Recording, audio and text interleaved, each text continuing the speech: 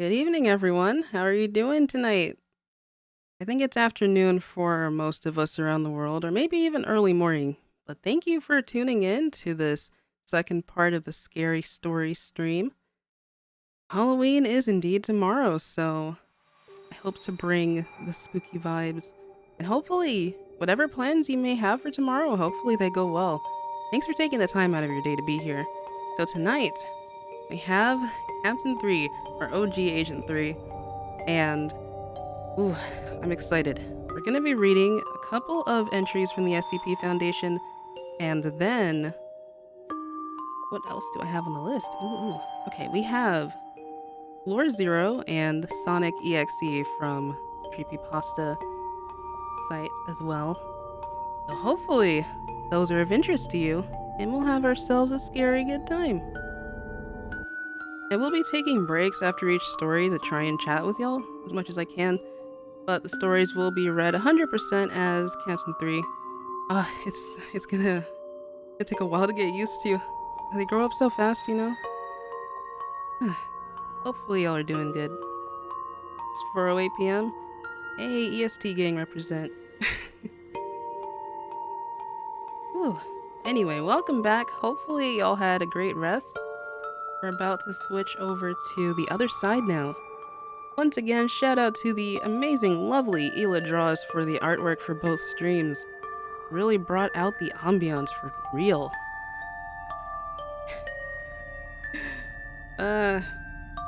Grown up, she's like only 18. Wouldn't she almost be 20? I don't know. Dang, how's college treating everyone? Anyway, let's get to the next room. And here we are, we've got the chat down at the bottom, and we're already on the SCP Foundation website. I'm excited. Hopefully everyone's doing okay post-Octo expansion. Yeah, I hope so too. I wonder, there's gotta be some explanation for where 8, Pearl and Marina are. And, Craig's idea for the promotion, cause wow. Oh yeah, also, Agent 4. I haven't forgotten Agent 4. Ooh. Alright.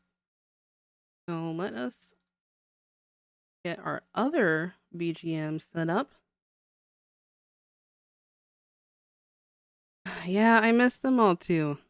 Hopefully we get more information in the future. I don't know. Maybe next February? We got the announcement in February. It's been a long time since then. But yeah, I could get sidetracked to talking about Splatoon 3. We're going to start with the first creepypasta, which is actually... No, okay, we're going to start with the SCP stories first.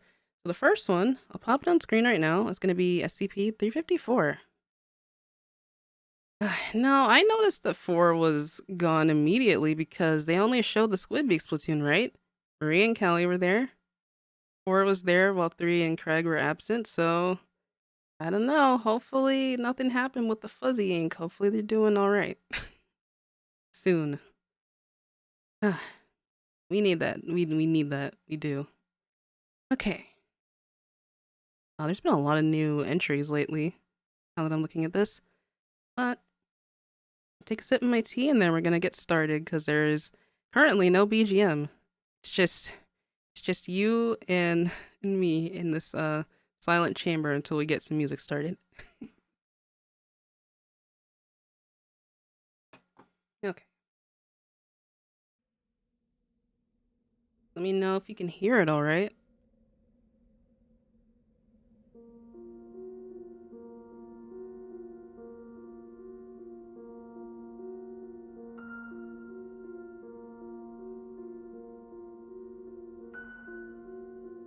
Silence is indeed powerful. Hopefully the piano's coming in all right. Gotta make sure you do a quick audio check before you read. Okay, sounds good. All right. My 4 senses tingling. Yeah. I don't know. My expectations are moderate, so whatever I see, I'll be blown away by it regardless. Yeah, here's to more character development in Splatoon 3. But for now, let's continue with our story readings for tonight. So, first story of the night, SCP-354. So this section will have audio effects towards the very end once we get into the tapes. So please adjust your volume as necessary. Here we go. Good evening, everyone, and welcome to the SCP Foundation. This is SCP-354. Object Class: Heater. Special Containment Procedures. Due to SCP-354's immobile nature, Area 354 has been built around it. Area 354 houses forces and D-Class personnel prepared to deal with threats emerging from SCP-354, as well as researchers studying SCP-354 and its properties. For their own safety, no on-site personnel are to approach SCP-354 at any time. Direct interaction with SCP-354 is permitted only for the purpose of research to eliminate SCP-354 and must be approved by O5 personnel. Area 354 was constructed to contain and neutralize any and all further threats emerging from SCP-354. At the heart of Area 354, a 20-foot wall of concrete reinforced with data expunged has been constructed around SCP-354 to prevent emerging entities from escaping into the area at large. High-speed motion detection cameras are placed atop the wall looking down into the pool, and armed guards can easily shoot down into the enclosure from catwalks placed above the pool. Description: SCP-354 is a pool of red liquid discovered in northern Canada. The liquid is of a consistency similar to that of human blood, hence the colloquial name Blood Pond, but is not of a biological nature. The pool does not have definite banks. Soil mixes with the liquid until, at a certain point, there is more soil than liquid, and the ground is mostly solid. The liquid becomes denser as one descends deeper into the pool. If the pool has a bottom, it has yet to be reached. Periodically, entities emerge from the pool and attempt to escape from the enclosure. Thus far, nearly all creatures emerging from SCP-354 have been extremely hostile and highly dangerous. SCP-354 is believed to have been first discovered in, redacted, by survivors of a plane crash who encountered SCP-354 by chance. SCP-354 had developed into a local urban legend long before Foundation personnel arrived to deal with the threat.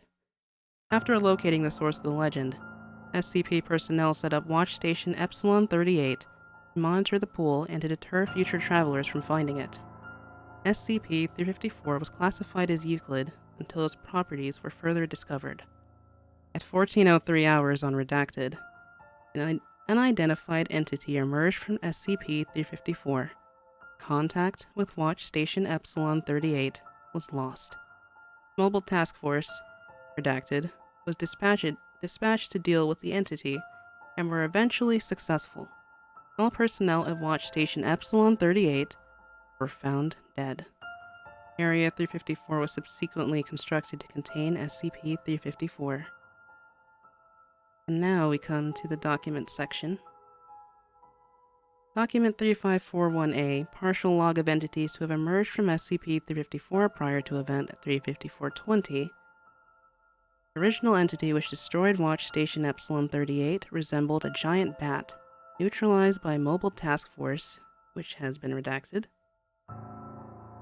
SCP-354-2, a bear-sized mammalian creature covered in razor-sharp spines, resembled an echidna, was virtually bulletproof but was unable to escape the enclosure surrounding the pool, neutralized via napalm. SCP-354-3, a black metallic sphere capable of levitation, emitted concentrated levels of radiation in precisely directed beams sufficient to instantly cripple and later result in death. Then, Area Head Dr., which name has been redacted, struck SCP-354-3 with a sledgehammer, disabling it. SCP-354-3 then self-detonated, causing minor structural damage and severely wounding the doctor's name, which has been redacted. He made a full recovery and has been commended for his bravery. There are even more reports of stranger creatures. SCP-354-4, a humanoid reptilian creature approximately 4.6 meters, 15 feet tall, escaped both the walled enclosure and Area 354 altogether. Gunfire caused very little physical harm and was highly ineffective. Mobile Task Force Omega-7, Pandora's Box, was dispatched and was successful in neutralizing the creature. SCP-354-5 has had its data expunged. SCP-354-6 appeared to be a human male of Indian descent.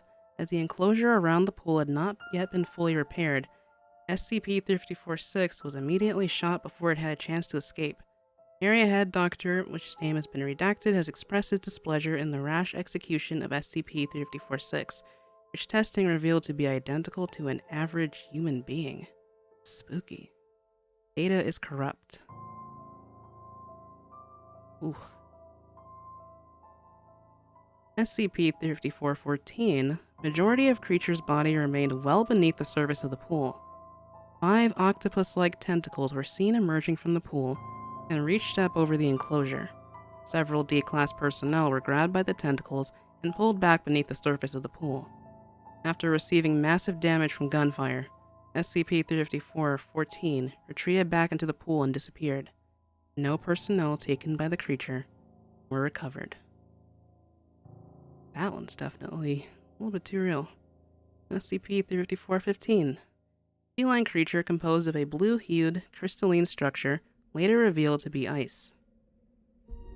Was able to jump above the walled enclosure and was agile enough to dodge most gunfire. Was actively hostile and mauled any personnel that engaged it. Subject engaged SCP-354-16 upon its emergence from the pool and was terminated in the fight. SCP-354-16. Feline creature composed of a dark red-black stone, later revealed to be partially solidified magma. Gunfire proved mostly ineffective against its hide. Was not hostile to personnel and did not attempt to escape the walled enclosure until being engaged by SCP-354-15. Successfully terminated SCP-354-15 and grew less active as its body cooled. After fully solidifying and having remained motionless since, subject was moved to Dr. Redacted's office for aesthetic purposes. SCP-354-18, a metallic humanoid machine described by several D-Class personnel as a Terminator. Subject possessed a cloaking device, rendering it invisible to human eyes. Subject was highly adept at combat and killed nearly 90% of Area 354's guard personnel as it rampaged through the facility. Approximately 60 minutes after emerging from the pool, subject ceased function and powered down. Subject was dismantled and its power cell was disposed of. Subject's remains are under study. Note from Area Head Doctor. That's thrice now that we've had to fall back on Pandora's Box to deal with stuff coming out of SCP-354. Abel can't complain, though. You can tell he enjoyed fighting SCP-354-11. Maybe we should set up some kind of hotline to NTF Omega-7. Document 354-3A, Log of Exploratory Mission 354 Alpha. See log for details. It has been 22 months since the last entity emerged from the pool. Before this, the longest period of time between emergences, was 8 months. I suspect this means one of two things. Either the red pool has died, or powered down, or whatever the correct term for it is, or it is charging up for something big to come through. O5 believes the former is the most likely explanation, and has recalled 30% of our total personnel and cut 25% of our funding. Well, I can only hope that they are correct. If the latter situation is true, we're soon to face some terrible monstrosity, and we won't have anywhere near the force necessary to deal with it. I worry for all of our safety. Document 354-4, the event log of 354-20. In the morning of, data has since been expunged, the entire staff of Area 354 evacuated the facility. However, the staff also shut down power to the area and took a number of supplies and vehicles from the facility, indicating that the evacuation had not been done due to an emergency. Mobile Task Force Theta-12 was dispatched to investigate the cause of the evacuation and, if possible, make contact with area staff. However, before MTF-012 could make contact with Area 354 or its evacuees, the area's on-site warhead was detonated, resulting in the destruction of the entire facility and the deaths of data expunged. MTF-012 was ordered to make contact with the evacuated personnel and, in the event of hostility, was given clearance to terminate any uncooperative personnel. A large convoy of vehicles taken from Area 354 was spotted heading southward from Area 354 at high speed. Final audio logs from MTF-012 indicate that the convoy was made up of Area 354 staff and that the previous chain of command had broken down in its entirety, with armed D-Class personnel and research personnel firing upon MTF-012. MTF-012 was annihilated and no further contact with the former personnel of Area 354 has been made since. Document 354-5. Following the total destruction of Area 354, the Red Pool containment site was constructed in its place. Basic maps of the new facility can be found in Redacted and Redacted. Unlike the previous facility, which was focused on research and neutralization of entities emerging from SCP-354, the new facility is devoted entirely to the containment of SCP-354 and entities which may emerge from it, as well as any unforeseen forces which it may create directly. This is due largely to the advisement of the new site head. Data has been expunged, who believes that the events of Log 354-20 were the result of a psychic or mental attack generated by SCP-354 itself. Please adjust your volume accordingly. The following segment will have audio effects. There is a recording of document 354-6, interview regarding data expunged. Is it alright if I record this? Yes, go ahead. Good. So let's start at the beginning. What happened at the Red Pool containment site? Looking back now, it seems strange that nobody ever suggested draining the pool. When Doctor came up with it, it seemed like such a good idea at the time. Exactly what about the idea was so appealing? It was a way out. That SCP entry. I've read what it says. It's a joke. It makes it seem like we have the pool under control. I take it you do not? There's a half-meter slab of reinforced concrete in place over the pool. And yet every time some beast tries to come through, somehow it manages to get loose into the building. People die every single time.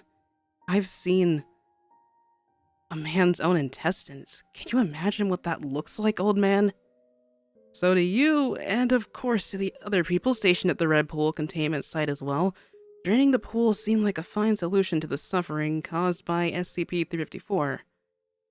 Suffering? That thing doesn't just... Please, sit down. This is going on record. So, O5 approved the draining of SCP-354, and then what happened?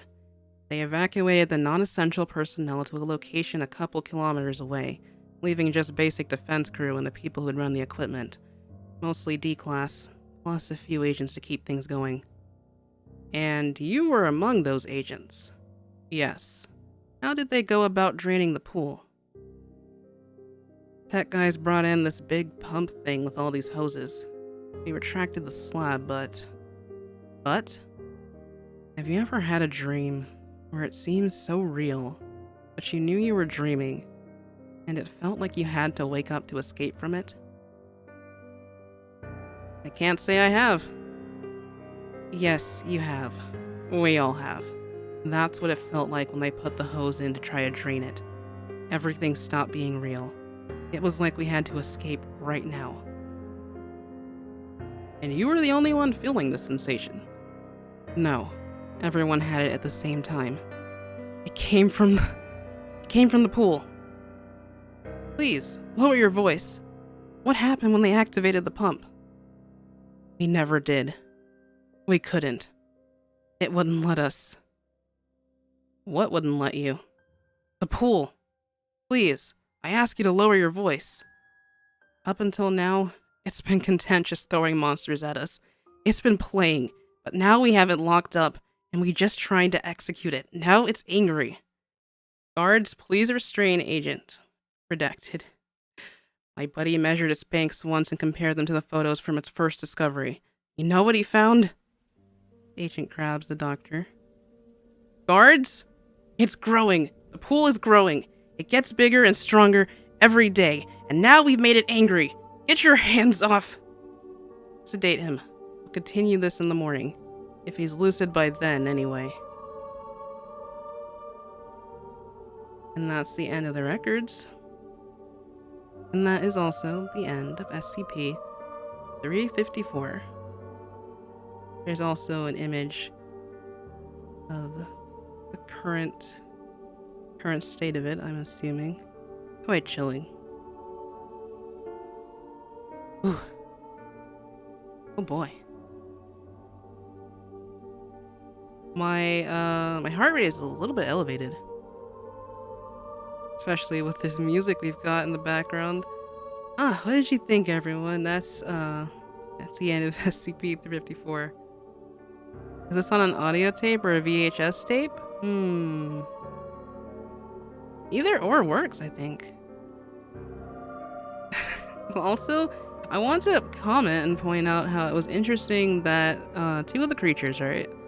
Two of the creatures were... I felt like it could easily be something from Splatoon 3, I'm not gonna lie. Talking about a bear-sized mammalian and a creature that had tentacles. Oh man. Octavio and Mr. Grizz, what are you doing in here? Spooky. And thank you everyone. Glad you enjoyed. Numbers kind of get my tongue twisted sometimes though, to be honest, I don't know. For anyone who doesn't know, MTF Omega-7 was a short-lived project that used multiple SCP objects to fight other ones. 3 neat stories were written with it before it was retired. Cool. Whew. Anyway, welcome to anyone who's just joined. Hopefully if you came in through the middle of the story, I'll timestamp it if you want to check out the beginning. But please do dig back and enjoy the following ones. Go ahead and copy a link to another one here. I'm gonna go ahead and hydrate before we get into the next one. Whew. A pool of liquid constantly growing in power every day seems familiar. Wouldn't it be weird if SCP and Kamaboko were in cahoots? Right? Oh, also, welcome, Scenic. When you read the exploration log, I think it's one of the best parts of this article. Well, let's see. Was that at the end? Was it linked to any point in here? Oh, log of exploratory mission 354 Alpha. Let's see, how long is it? Oh, that was a link. There.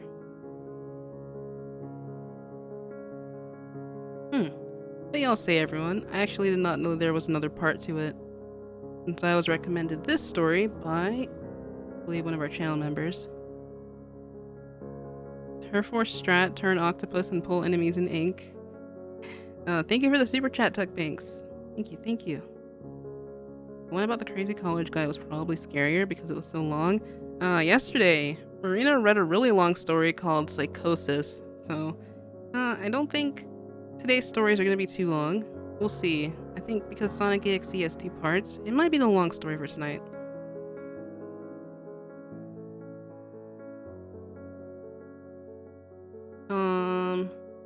Might just have to refresh, Jackie. I don't know.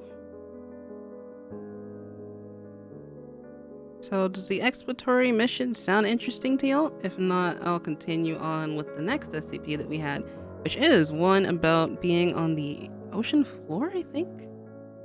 Hey, let me see. What number was it? It was SCP-1128. SCP-999 is the most wholesome creature in that universe. Wonder what that one is.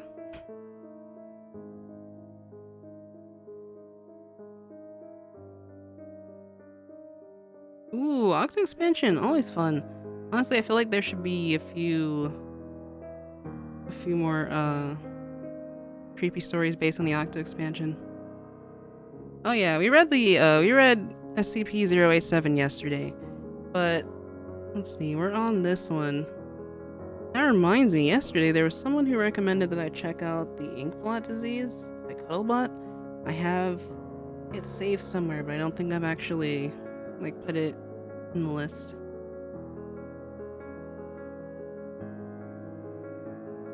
Let's see.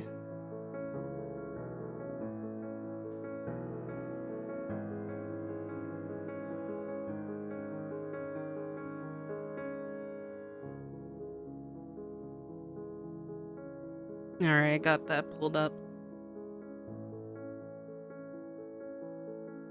So, alright, I don't see anyone mentioning the exploratory mission, so we'll just continue on with 1128. Let me grab the link really quickly.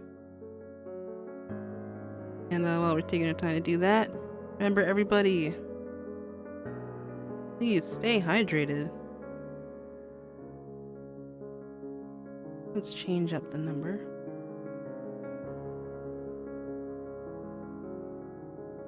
Now this one that if you have a fear of the depths of the ocean, it's probably going to be a little bit more spooky.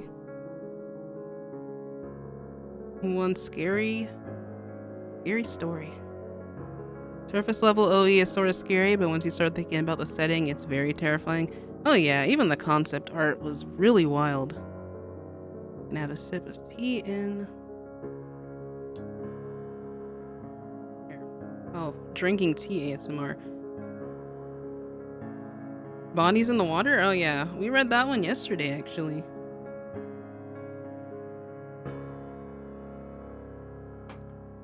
Alright. Did we just refresh? That's not what I meant to do. Ooh, here we are. So I don't think there's really any imagery here. Let me scroll down and see. It's also not that long. But here we go. SCP is the perfect site if you want to pull an all-nighter. Yeah, there's the ones that specifically have images of the creatures that say, if you view this, then it'll escape and come after you. Yeah. I was looking through some of them last night and I had to zoom out because I was not trying to see the images. I just read the description alone and that was enough. Ooh. Infinite IKEA is really cool but not too spooky. I heard about that one too. Oh my goodness. Ooh. Don't get too spooked though, everybody.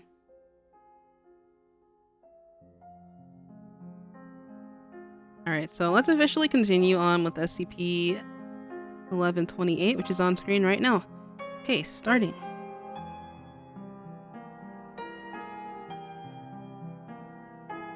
SCP-1128. Object Class Euclid. Special Containment Procedures. Written descriptions or imagery of SCP-1128's appearance or videos of the entity breaching, see Addendum 1128-3, found outside the Foundation are to be destroyed, and Class C amnestics are to be administered to anyone exposed to such information or showing signs of SCP-1128 contamination. A written description of the entity's appearance is to be kept at site redacted for experimental purposes only and is not to be read by anyone other than D-Class used for testing. If exposed, staff are to report immediately for administration of Class C amnestics. Mobile Containment Force Kappa 12 has been assigned to intercept and redirect any and all water traffic that passes through their designated patrol area by any means necessary. See Addendum 1128-2. Description: SCP-1128 is an entity that manifests as a massive aquatic predator to anyone given a full description of the being's appearance through either spoken or written descriptions or visual depictions of the being. Persons infected by SCP-1128 will initially exhibit no abnormal behavior, though some cases show a general aversion to activities involving bodily immersion in water, such as bathing or swimming. Should subject ever be fully immersed in water, they will disappear completely under the surface of the water, regardless of the water's actual depth. In most cases, subjects will reappear moments later in a panicked state and frantically try to leave the water, while in some other cases, the water will become polluted with blood and debris, confirmed to be the remains of the subject. Subjects that have reappeared intact claim that they were transported to a vast ocean where they are pursued by SCP-1128. Interviews with these individuals carry some risk of further SCP-1128 contamination, as descriptions of the being's appearance trigger further infections. SCP-1128 infection can be treated with Class C amnestics, as it appears memory of the entity, or descriptions of it, are required for its anomalous properties to take effect. Addendum 1128-1. Testing with infected D-Class have shown that wireless communication devices function normally when used by submerged subjects affected by SCP-1128. See Interview 1128 redacted for details. We'll probably see how long that is. Addendum 1128-2. Tracking devices affixed to D-Class used in SCP-1128 experiments reveal that submerged subjects are transported to an area within the Redacted Ocean, not far from the coast of Redacted. Further investigation of these coordinates revealed the area to be... The data has since been expunged. Mobile Containment Force Kappa 12 Sea Devils has been assigned to keep unauthorized seafaring vessels out of this area at all costs. Note: that's where we've been sending those D-Class? How does a short-range wireless communicator get such a clear signal from that far away? Addendum 1128-3. Tests involving D-1732, who had been used for repeated SCP-1128 testing without administration of amnestics, was shown to be able to encounter the entity in bodies of water normally insufficient for bodily immersion. This effect became more drastic over time, with D-1732 developing progressively stronger hydrophobic tendencies, claiming to see SCP-1128 from outside almost any body of water encountered by the subject. On a date that has since been redacted, days after initial exposure, D-1732 was violently pulled into a glass of water by Redacted. No remains were recovered from the incident. Staff witnessing the event were found to be infected by SCP-1128 and administered Class C amnestics. Containment procedures were then updated to include videos and descriptions of this event, and testing involved extended infection of D-Class was terminated. Any body of water, you say? How long is this interview? Not too long? Okay, let's get into it. There will be slight audio effects for this one.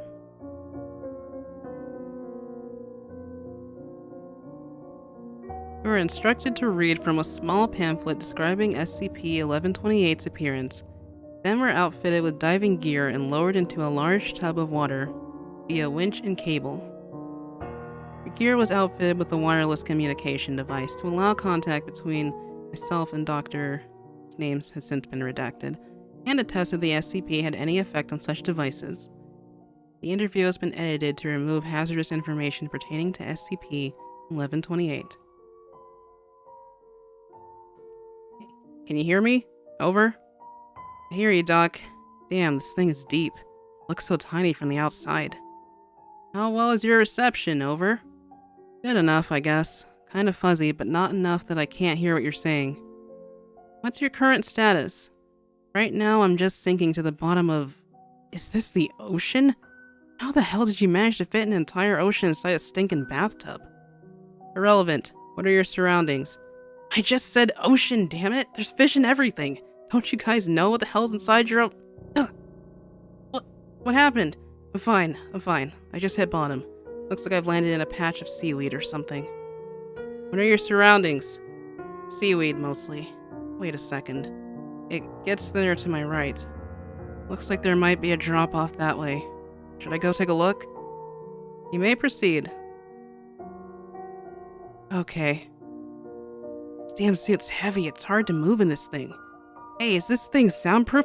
I hope my talking isn't scaring off any— Oh my god! Hey, respond! What's your status? I'm okay. I'm okay. I don't think it saw me. What happened? What did you see? Scariest thing I've ever seen. Some kind of— Description has been redacted. Wait a second. That's the thing from that stupid booklet you gave me, isn't it? Affirmative, please refrain from describing it any further. What is it doing? Nothing right now. It's just swimming along. I think it's got something in its mouth. Is that a whale? Holy crap, it is. It's eating a whale. Oh god, look at those teeth. I think we're done here. Pull him out now. Thank you for your cooperation. We're bringing you up now. Now he swallowed it. Damn, that's gonna haunt my dreams. Wait, it stopped moving. I think it sees me. Oh god, it's looking right at me. It's headed this way. Oh god, help me! Get him out of there now! And then there's hysterical spouting gibberish when the feed cuts to static. I don't have a static sound, so you just have to imagine one. The closing statement is, the winch was retracting at full speed when the cable went taut, arresting it from its mounting. The cable then went slack, and water became polluted with blood confirmed to be that of— name since redacted. No further remains or equipment were recovered. The interview log and relevant documents were edited for vectors, and all staff present were treated with Class C amnestics. And that's the interview of SCP-1128 and the subsequent document. That's the end. Whew. Yeah. How about that, is it called hydrophobia? Man. They didn't even make it. Wow. Scary.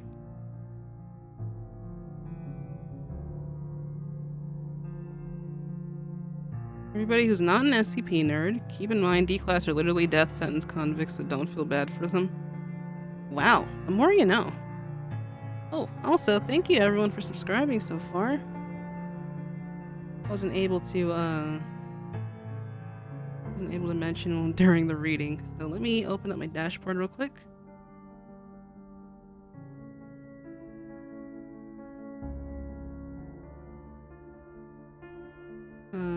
Let's see. Here somewhere. Recent events. Okay. Real quick, I want to thank Kenny Rodriguez and Pokegirl 2.0 for subscribing. Thank you. Hydrophobia or thalassophobia? Ooh. What a ride that was. I know, right? That's why I don't like the ocean. Heck. I can't even swim that well, to be completely honest. I can only imagine. There's things yet we haven't discovered deep beneath the sea. Ooh. Beneath sleep? Right. What's this SCP called? On the screen, it should say SCP-1128. Favorite one is SCP-513. There's a lot. There's a lot of y'all chiming in the comments. Appreciate it though. Inklings and Octolings have an advantage here since they don't go into the water anyway. True, but there is so much water surrounding Inkopolis and all the other cities because of the Great Flood that happened. Was it 12,000 years ago? After humanity had all those wars and blew up the ice caps. See, a lot of people, like, I trust that everyone here knows about that. A lot of people don't really know how deep the Splatoon story is because it's in the art books. And so you'd have to look at the wiki to find the information. But yeah, Splatoon's story is just as dark. And I think there's even crazier things out there we haven't seen yet.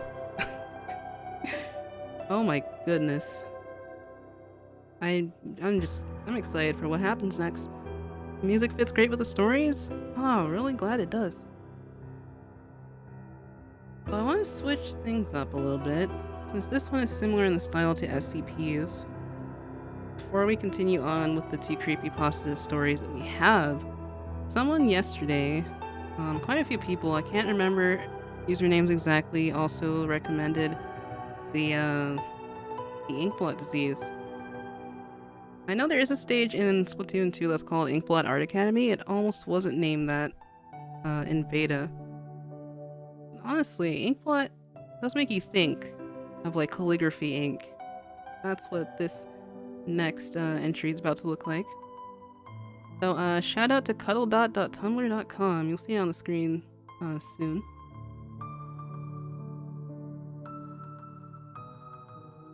Subnautica? Oh yeah, sounds like a good game to play. Actually, that will be a future Hooked on Gaming episode. Hidden lore, I know, right? Okay, so here we are. So we've even got some images to accompany this. It's quite terrifying, but it's also quite interesting. But yeah, if you well, none of the stories I've read or are about to read have any particular trigger warnings, but if things get a little bit too intense for you, like feel free to like tab out for a bit or feel free to like mute. It's like whatever you choose to do. It's at your own discretion, of course. But we shall continue here with an overview of the Inkblot disease. So shout out to the people in the last stream who recommended this. If you're here now, if you end up seeing this later, yeah, appreciate you. This is kind of wild. Reminds me of the Malice from Breath of the Wild. Pun intended now, I suppose. So let's see. Oh, thank you, Wonder Chanel, for the donation. Let me go ahead and read before we get into the story. I think my personal favorite characters in the entirety of Splatoon are Marina, 3, and 8. Especially 8 since she's so darn innocent. Thanks Yume for getting me hooked on your channel and your voicing. I love your Agent 3 small bean video. One of my faves. Aw, thank you. It's really sweet. I really... it's no coincidence that those characters were all involved in the Octa expansion. Yeah, I adore them equally. I really do. And I hope I can invite 3 to Hooked on Gaming soon. It'll take a bit more time, and thankful for your support on that project. But yeah, I really do love them all. Spooky month go burr. Yeah. What if Pearl Marina played Splatoon for Hooked on Gaming? Shh!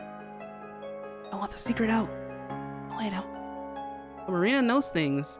Knows things that she's not sure how to express. She knows she's in a video game? There was an interview question with the director of Splatoon, Hisashi Nogami, a while back, where someone did ask that very question. The answer was quite interesting. He said something along the lines of the characters are receiving information from I might as well just look it up for later. I wonder if it'll come up if I type, does Marina? No, she's in a video game. Whoa, tangents, let's go. Interview.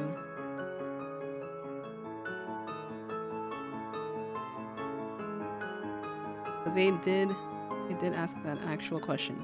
Here we are. Okay, before we get into the Inkblot disease, I know you guys have been looking at it for a little while. Real quick. What is that? Okay. So, let's see. On whether Pearl and Marina know they're in a video game. Now, this is a little bit chilling, probably.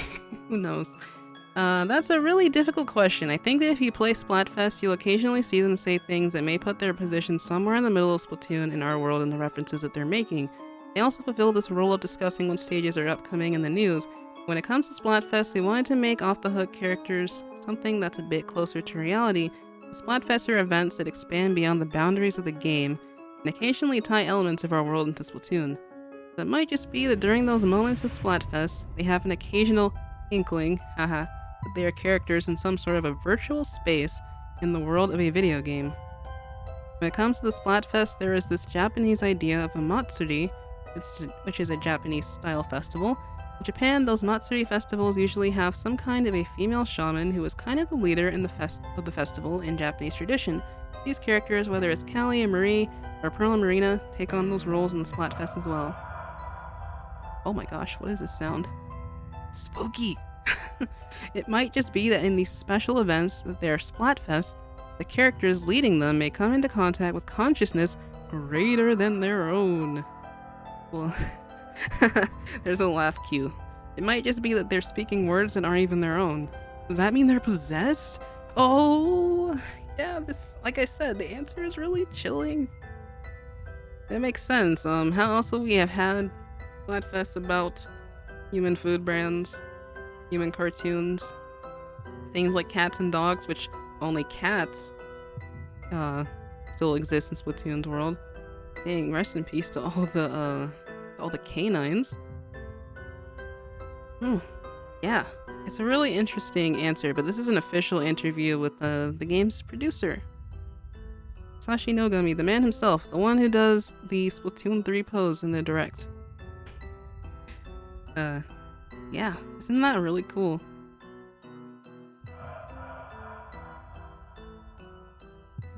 The annoying thing about Splatoon is that every doodle on a napkin is canon, is it?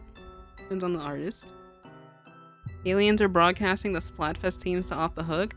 There was this one comic that I dubbed that was called This Festival of Life, where since the Splatfest teams or themes are decided by this legendary fax machine, it's literally, if you look at the background when they announce a Splatfest theme, they, especially Callie and Marie used to say this, that they were receiving a message from on high, and you see this fax machine in some sort of shrine area surrounded by candles. Off the Hook also showcases it. So what happens is that they just get these messages from that fax machine, like it's still connected to the Earth of 12,000 years ago. That's what the comic sort of went with, the theory that these messages are bouncing off the satellites still like revolving around the Earth or something and being sent into the future. It was really, really cool. So yeah, I definitely recommend checking out that comic if the idea interests you. It also depicts some of the last humans on Earth before everything went down. So it's also a bit of a tearjerker, but I don't know, I thought it was so well executed. But yeah, that's it for the interview.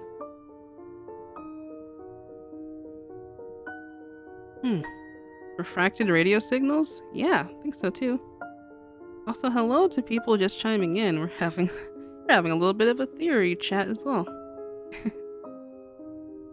Now back to the Inkblot disease. Yeah, if this gets a little bit too intense for y'all, feel free to look away. But yes, I'm just gonna go ahead and click here. So the Inkblot disease, we're gonna put that on the screen. Even though I've been looking at it for a little bit. Let me just put the name down, just in case. This music is really, really, spooky.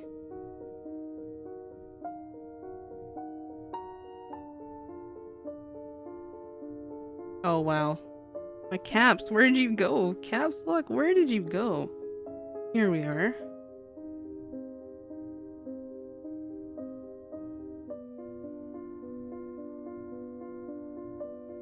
So this is the Inkblot disease. So I'm going to sort of like read what's on the image here. You guys can see it as well. I know it's a little bit small, but step 1, it starts out, it's a slight discoloration of the iris. Then you see blackening of the hair, the ears, the fingertips, the toes too. She's wearing shoes, thankfully. So there's a preview of what you're like without symptoms. Like, you're perfectly fine. Your ink color starts fading at step 2. Your face and eye masks start distorting and melting. Your entire eye becomes desaturated, distorted. Your ink color completely turns pitch black. Your body gradually liquefies into a black mass. Oh. I've always wondered why black as an ink color was never really a trend. At least never really a trend in Inkopolis. And here is the transformation. Step 3. Wow. Can separate and reamalgate. Incurable at this point. Body completely liquefies into black ink. The subject doesn't remember its former self nor its memories. Its identity changes into complete corruption. Contact with the cephamalgam itself will lead into an immediate terminal stage if fully consumed.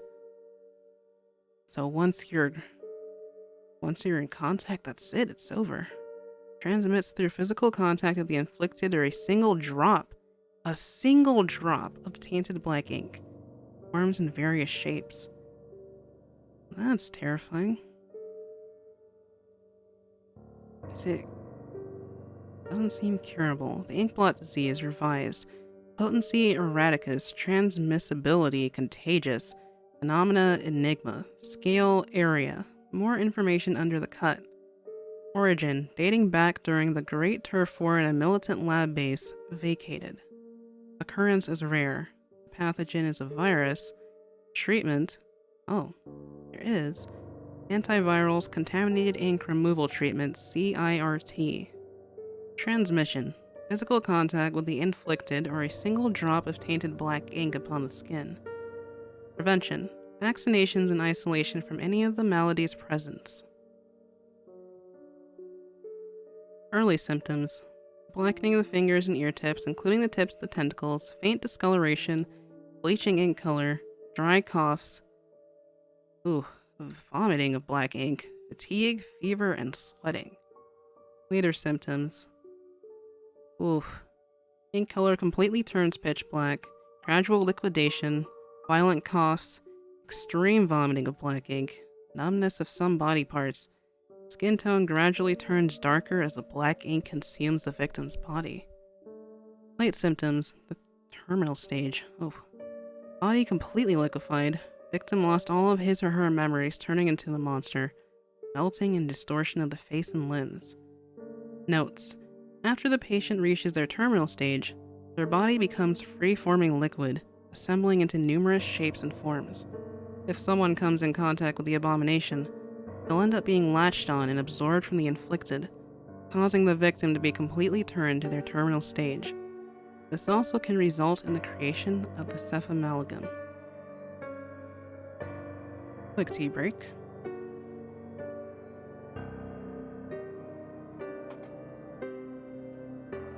The Inkblot disease is dated back hundreds of years ago during the Great Turf War. Located within a secret base between the former war lines of Inkling and Octarian territory, now abandoned. The facility was run by Inkling scientists in the development of war weaponry, one of them being a bioweapon. Despite the controversy within the facility, the operation on the bioweapon still proceeds in development, especially during a time for desperate times and desperate measures to gain triumph.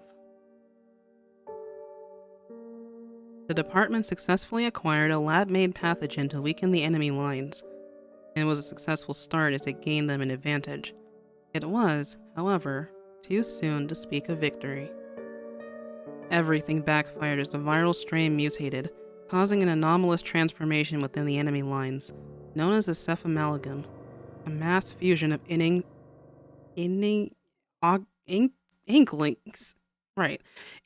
and octolings. Soldiers saw their troops dissolve and transform into something that is deemed vile and horrifying. The entity behaved hostilely towards both armies, causing the Octarian and Inkling armada to retreat as the anomalies attacked both sides. Back within the laboratory, personnel got overwhelmed by the outbreak, infecting most of the cephalopod personnel and consuming the others as prey. The cause of the outbreak remains unknown, yet it was speculated that a captured soldier that was used as a test subject for the bioweapon got transformed and escaped from containment, resulting in a havoc. Few survivors managed to escape from the facility, yet the outbreak continues during the midst of the war. Soon enough, both enemy lines were inflicted by this ailment, increasing amounts of casualties, famously known as the Inkblot disease. This name has been coined due to many victims' ink color turning black, and their bodies liquefying into a free-forming sort of monster that takes many shapes, like an inkblot. Not only did it take effect during the war, it nearly reached their homelands. The Octarian race successfully managed to conduct quarantine and establish safety procedures for the public. Though on the Inkling side, their desperate attempts are to keep it discreet from the crowd, masking it as some minor flu epidemic. To prevent further suspicion from the public, personnel are ordered to detain anyone infected, along with apprehending any residents that try to speak up against the administration.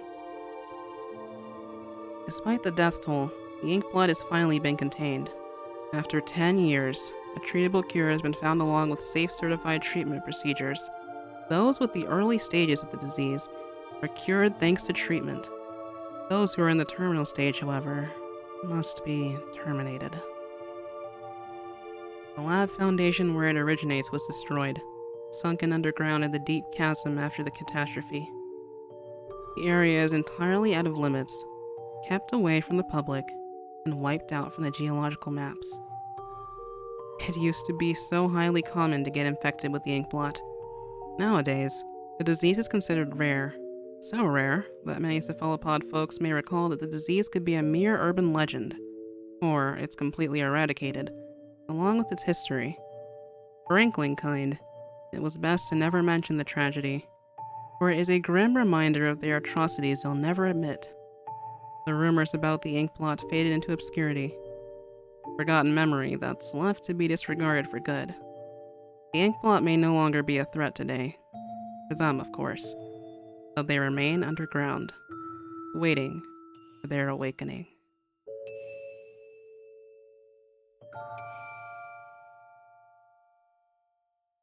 And that's the end. Wow, what? I'm lost for words. What a bone-chilling recollection. Wow. Music is so fitting. It really is amazing. Getting me into like the right mindset. Oh, I'm actually a little bit spooked right now. Yeah, this was really brilliantly well written. Shout out to Cuddlebot again for creating this. Oh, it's also a little bit sad though. Thinking about the possibility. I mean, we do think about like the effects of the real world on since the Splatoon universe, it still takes place on a fictional Earth. The effects of things that humans left behind could probably also just impact their civilization. Man, we really don't think about the realities of that. This one hit a little bit too different because of the current pandemic and all that, but wow, yeah, really brilliant. At least the Octarians had an upper hand that time. Yeah, that part of the story really felt too similar to what's happening IRL. Sounds so good it could be canon? Yeah, it's really, really interesting. If Fate read this, she'll be traumatized for life? Oh no. True, yeah. If Tartar had been able to control this force, the world truly wouldn't have survived. Right? Huh. And this is why we have the Foundation? Yeah. This does seem like something that would be secured.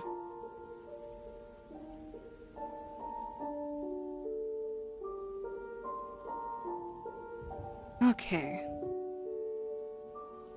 So what is next, my friends? What is next?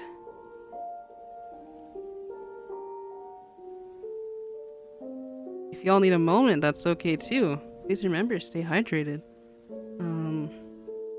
Yeah, we have 2 creepypasta stories next in the lineup. Next up is Floor Zero, and then SONIC.EXE, which has 2 parts. They'll be It'll be a lengthy one. Kudos to the author? Absolutely. An alternate version of sanitization from Octo expansion. I can see that, yeah.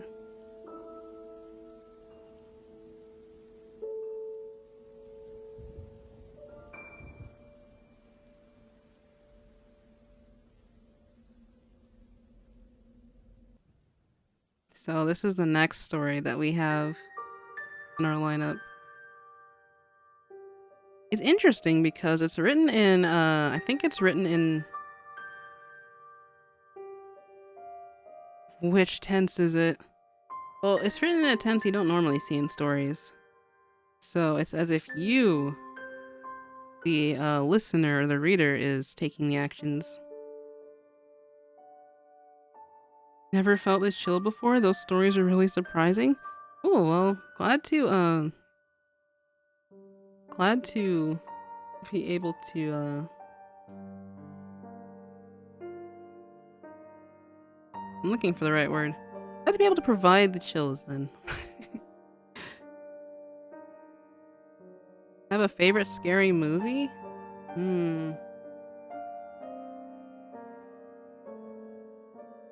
Off the top of my head, I don't know, the Poltergeist was really good, the original, of course. The first Silent Hill is also, really spooky too. Wait. I'll type the wrong one. And the author's name is actually here. We'll type that as well.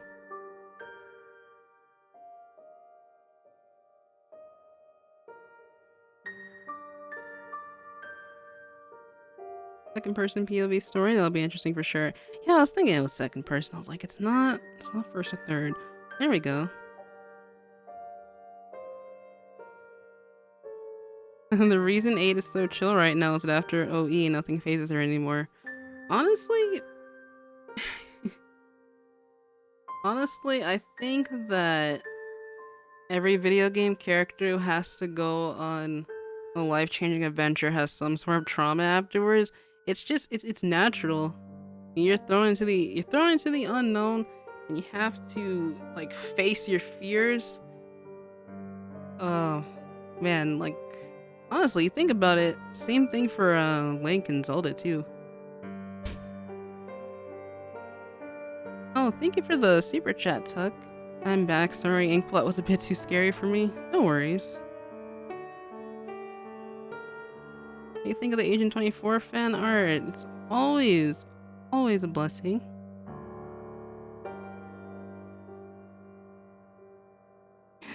SONIC.EXE is one of the worst ones ever written.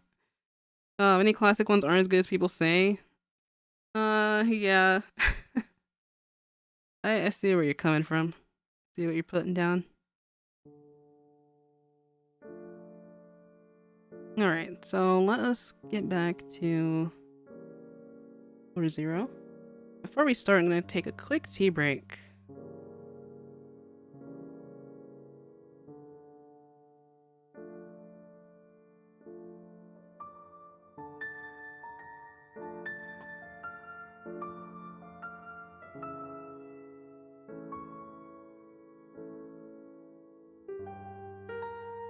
Hot take of the century, Ben Drowned is mid-tier?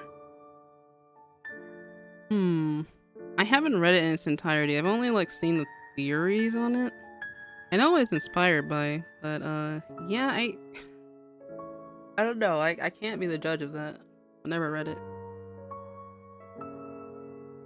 Agent 24 is 3 times 8. 3 times 8 is 24, y'all.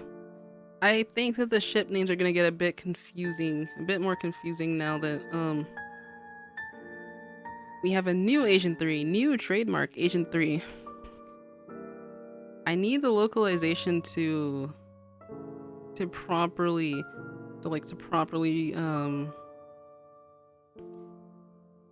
name our captain. I don't really know what it's gonna be like. We haven't seen any screenshots yet.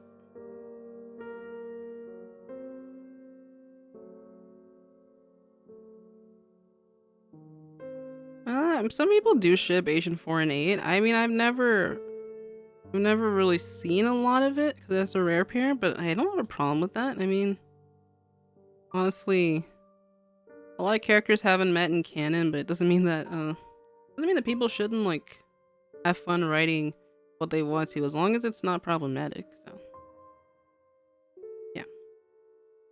Anyway, let us continue with the readings. Captain 3 for now sounds nice. Yeah, kind of what I'm going with at the moment. Wish the order made more sense than whatever they decided to do, because now we have a Neo Agent 3. Yeah.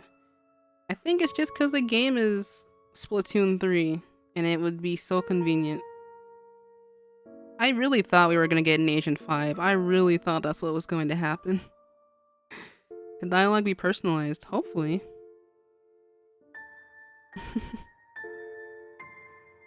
It'll be interesting if we get to hear their inner thoughts. Kind of like how Callie and Marie already do when you click on them too many times.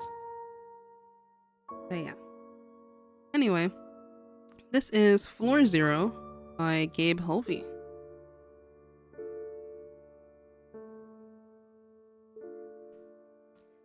You'd finally done it.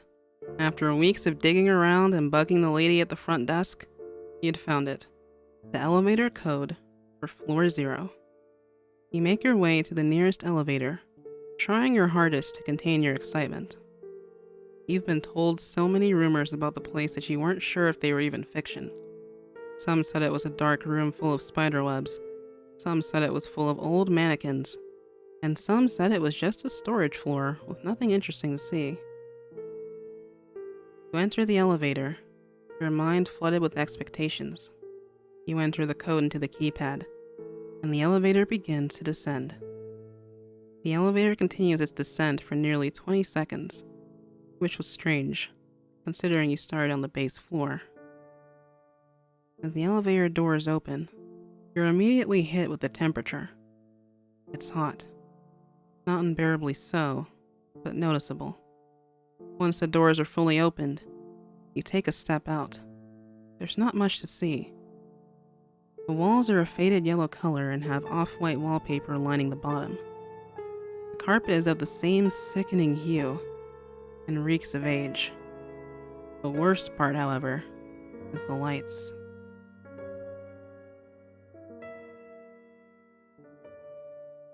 In terms of color, just like the rest of the room, they're flickering in an unusually rhythmic way.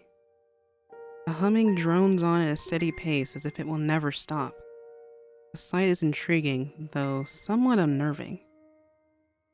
You take a few more steps, and then realize that there is a hallway leading out of the room. You begin to approach the hallway, but then hesitate. You feel a sense of unease, but your curiosity gets the better of you, and you continue down the hallway.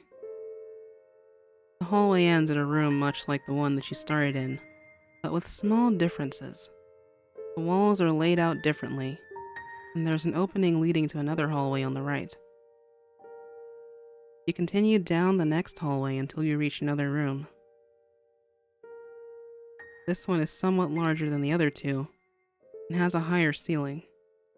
However, there's also a couch with the same dreadful yellow tinge sitting to the side.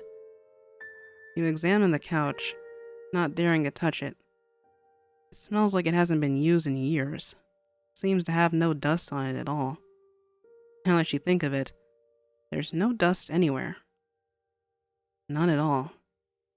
This realization unnerves you even more, but yet again, your curiosity trumps it, and you walk further into the room. As you reach the end of the room, you're confronted with a choice. A fork in the path. Two different hallways leading different directions.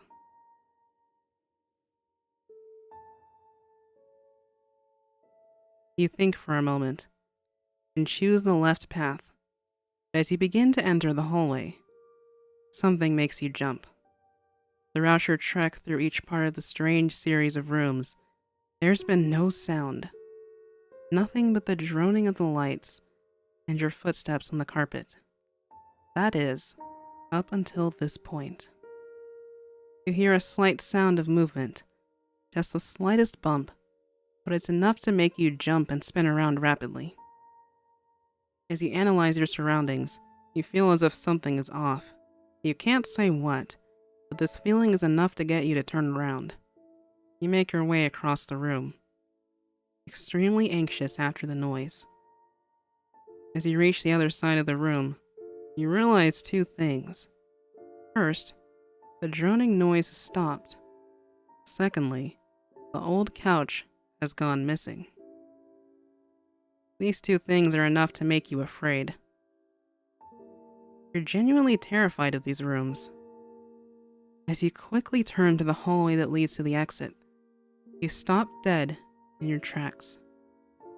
The hallway is pitch black. You can't even see the room at the end of it. It's in the dark as well. You're left with only two options. Either you continue down the corridors leading toward the other side of the room and hope that you find a way back, or you risk traversing the pitch black hallway and feel your way back to the elevator. As you ponder the decision, your time quickly becomes limited as the light at the other end of the room goes out. You decide on option A and run blindly into the dark hallway. As you reach the room at the end, suddenly the lights come back on. As your eyes adjust to the light, you notice that the droning of the lights has returned as well. You'd almost feel better if it weren't for one thing. There are no exits to the room.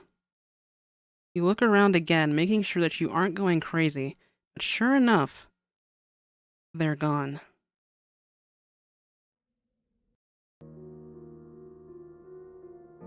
But how? You think.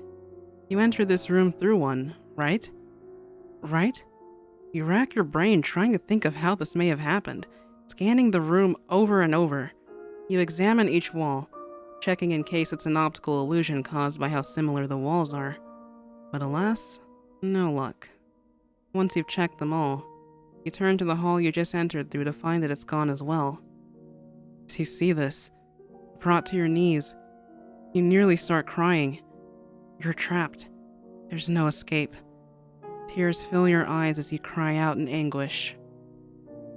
You sit in silence with your eyes shut for a good 2 minutes, only to find, once you open your eyes again, that the exits have returned.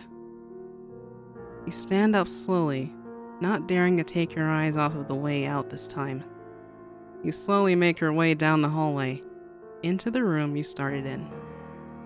As you reach the elevator, you quickly press the button. It only took about 30 seconds for the elevator to reach you, but at the time, it seemed like hours. As the doors open, you hastily get inside and press the button for your floor. As you reach your destination, you breathe a sigh of relief. Your face is streaked with tears, and you're exhausted and still terrified over what you just went through. But you're relieved. You never did tell anyone about Floor Zero. Maybe because you thought it was a dream. Or maybe you were going insane. But maybe, just maybe, suddenly you recall what you saw as the elevator doors closed. As they shut behind you, you turned and saw nothing. Nothing unusual, that is. Just a normal-looking storage floor somewhat dimly lit. What was unusual was that everything else, the yellow lights, walls, and carpets, had all seemingly vanished in an instant. The worst part, however, was when you noticed something that made your situation so much worse. Through the crack of the elevator door, just before it closed for the last time, you got one last look at what you could swear was the faint outline of something in the corner. Something slowly moving in your direction. And that's the end of Floor Zero.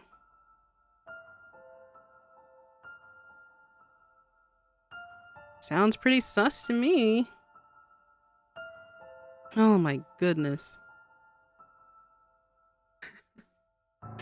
That one, the ending was It's more of like a gotcha ending, but it wasn't too terrifying at the end, I suppose. I like this one because it really set the ambiance though.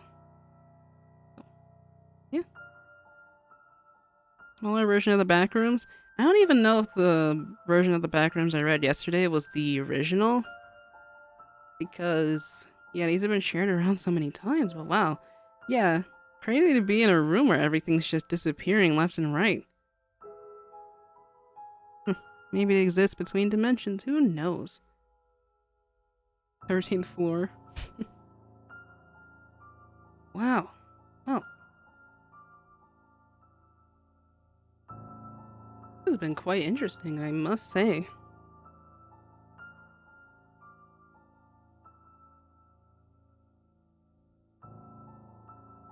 Why did it end like that? Sussy.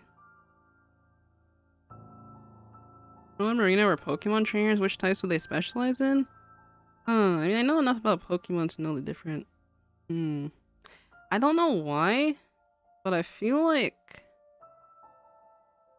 I just feel like Pearl would be an electric type. I don't know. Maybe Marina would be a grass type or a water type. One of those. But people who are more familiar with Pokemon, like, feel free to chime in. The environments in these stories really do set the tone on what's to come. They absolutely do. Man, that leads us to our... We're already at the final story. That leads us to our final one. We can take a quick break for a little bit. I type in the name.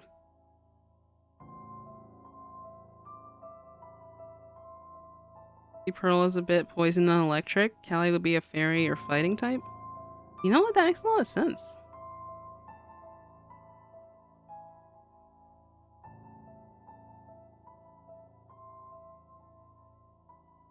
Oh yeah, bundle. That's really cool. That reminds me of this story that's currently updating. It's a comic, and I believe it's called Rewind. It's interesting because I haven't really seen many headcanons that Agent 4 is a sibling to Agent 3, or OG Agent 3. So I'm really excited to see where it goes. Yeah, if you guys want to see, I'll pull it up real quick. It is this comic. Give me a moment. Oh wait, that's not exactly the promo image I'd like to show. I believe it just updated again today because it updates on Saturdays. So I'm gonna show y'all the cover image. Yeah, here we are. Yeah, it's called Rewind. It's a Splatoon series. Following it quite closely, I think it's gonna be interesting. So, the one in orange is their Agent 3, and the one on the right is their Agent 8. You guys should definitely check it out. It's called Rewind. It's by Smadville on Twitter and Tumblr. Yeah, definitely, I recommend it. The art style is so good, so expressive. Let me just show y'all one of the first pages I came across on Twitter. So cool. I love this hairstyle for 8.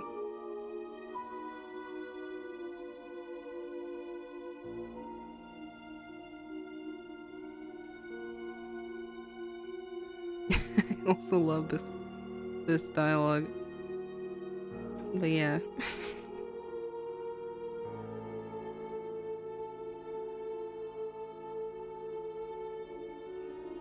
I feel like Maria's soul type. That's not a type. I feel like Marina would be more electric steel given her thing for tech. That doesn't make sense. Pearl is an ice or psychic type? Ooh. I would love to hear that's Captain 3 to you in Splatoon 3 dialogue. Oh man. Reminds me of some other comics by Big Souls that I'm excited to dub as well. I believe there's one where Marie finds this photo of when 3 first joined the Squidbeak Splatoon. I think she starts teasing her about it, and then Callie joins in, and she's like, I wonder if 8 has seen this. 3 is like, it's your captain, I order you to give me back that photo. So cute. Yeah, definitely check out Rewind, y'all. I'll post a link in the comments and also in the member Discord too. Tea break and back. What did I miss? We're about to get into our final story of the night, which is I had to put at least one parody story in here. Yesterday it was Super Mario the Haunted Save, so we're reading SONIC.EXE to close things out. Unless someone makes a request for an encore at the end, that'll be our final story. Who was the rewind art by again? Let me go ahead and link it for you guys. Actually, I'll link their Twitter because that's even better. Yeah, check out Smadville, y'all.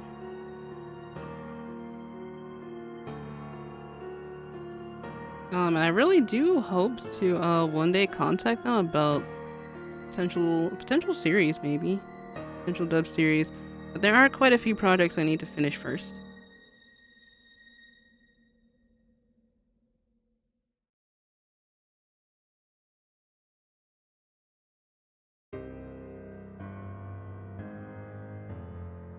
Huh. I don't know. Are we finally ready? It's that time of the evening, isn't it? Agent 4 must never find that photo. She teased 3 for the rest of the time. Right? Oh my goodness. Totally would, though. It's in their nature. That's why I'm thinking that, like, since Agent 4 is the goofball, kind of, in like most people's headcanons, I'm wondering what personality new Agent 3 is gonna have.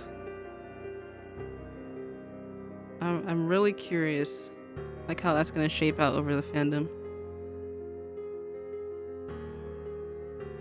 Because they could be like, the description that they've given us about new Agent 3, like growing up in Splatsville, they work with their small fry buddy to like do different things around the city. So I feel like they're like someone who definitely has street smarts and they're very witty. I don't know if they'll be charismatic, like overly charismatic yet, or if they'll just be like an inkling of a few words. Who knows what the fandom's gonna come up with.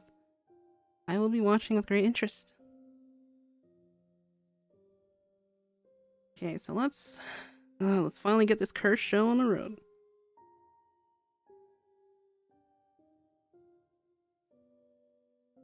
Now, if y'all remember watching the 14 Crush series, you'll know that all the agents in that comic did at least have some knowledge of the Sonic series, especially 3 when it came to 3 and 4. They performed the whole Sonic Adventure 2 monologue at one point. Where Sonic meets Shadow for the first time, and there's tons of references. 3 really loves Sonic games in the 14 Crush series. So, here we are.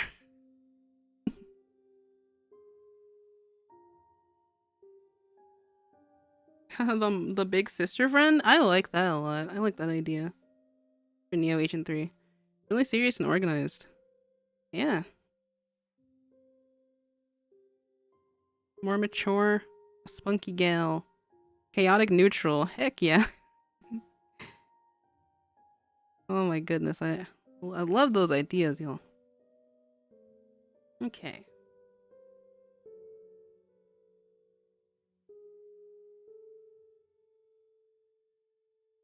Let's get some tea real quick.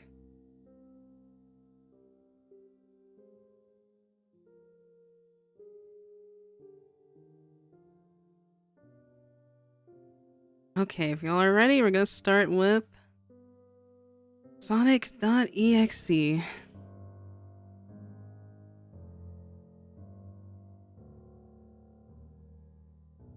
I'm a total Sonic the Hedgehog fan, much like everyone else. I like the newer games. I don't mind playing the classics. I don't think I've ever played glitchy or hacked games before, though I don't think I want to play any after the experience I had. It started on a nice summer afternoon. I was playing Sonic Unleashed.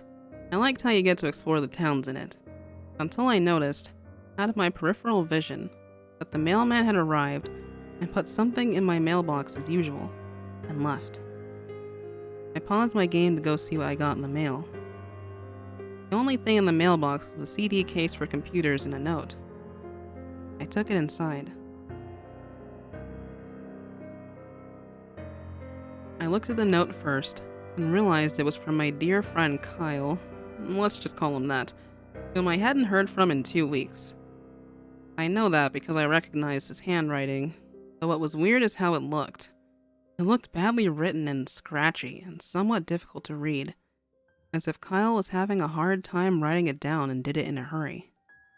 This is what he wrote. Tom, I can't take it anymore. I had to get rid of this thing somehow before it was too late, and I was hoping you'd do it for me. I can't do it, he's after me, and if you don't destroy the CD, he'll come after you too. He's too fast for me. Please, Tom, destroy this godforsaken disc before he comes after you too. It's too late for me. Destroy the disc and you'll destroy him.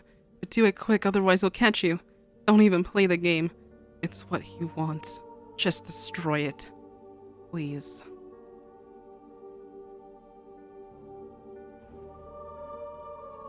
From Kyle. Well, that was certainly weird. Even though Kyle is my best friend and I haven't seen him in 2 weeks, I didn't do what he asked me. I didn't think that a simple gaming disc would do anything bad to him. After all, it's just a game, right? Boy, was I wrong about that. Anyway, I looked at the disc and it looks like any ordinary computer CDR disc, except it had black marker on it written SONIC.EXE. And it was much unlike Kyle's handwriting, meaning that he must have gotten it from someone else, like a pawn shop or eBay. When I saw Sonic on the writing of the CD, I was actually excited and wanted to play it, since I'm a big Sonic fan. I went up to my room and turned on my computer, and put the disc in and installed the game. When the title screen popped up, I noticed that it was the first Sonic game. I was like, awesome, because like I said earlier, I like the classics. First thing I noticed that was out of place was when I pressed start. There was a split second when I saw the title image turn into something much different. Something that I now consider horrifying, before cutting to black. I remember what the image looks like in that split second before the game cut to black. The sky had darkened. The title emblem was rusted and ruined. The Sega 1991 was now instead Sega 666, and the water had turned red like blood, except it looked hyper-realistic. But the freakiest thing that was in that split-second frame was Sonic. His eyes were pitch black and bleeding with 2 glowing red dots staring right at me, and his smile had stretched wider up to the edge of his face. I was rather disturbed about that image when I saw it, though I figured that it was just a glitch and forgot about it. After it cut to black, it stayed like that for about 10 seconds or so. And then another weird thing happened. The save file select from Sonic the Hedgehog 3 popped up, and I was like, WTF? What's this doing in the first Sonic game? Anyway, then I noticed something off. The background was a dark, cloudy sky of the bad Stardust Speedway level from Sonic CD, and there were only 3 save files. The music was that creepy Caverns of Winter music from Earthbound, only it was extended and seemed to have been in reverse. And the image for the save file where you see a preview of the level you're on, it's just red static for all 3 files. What freaked me out more was the character select. It showed only Tails, Knuckles, and to my surprise, Dr. Robotnik. I was sure that something was up. I mean, how can you play as Robotnik in a classic Sonic game, for crying out loud? That's when I realized that this wasn't a glitchy game. It was a hacked game. Yeah, it definitely looked hacked. It was really creepy. But as a smart gamer, I wasn't scared, or at least I tried not to be. I told myself that it was just a hacked game and there's nothing wrong with that. Anyway, shaking off the creeped out feeling, I picked file 1 and chose Tails.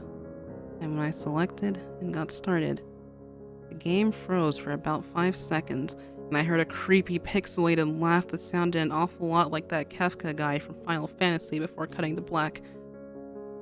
The screen stayed black for about 10 seconds or more. Then it showed the typical level title thing, except the simplistic shapes were different shades of red, and the text showed only Hill, Act 1.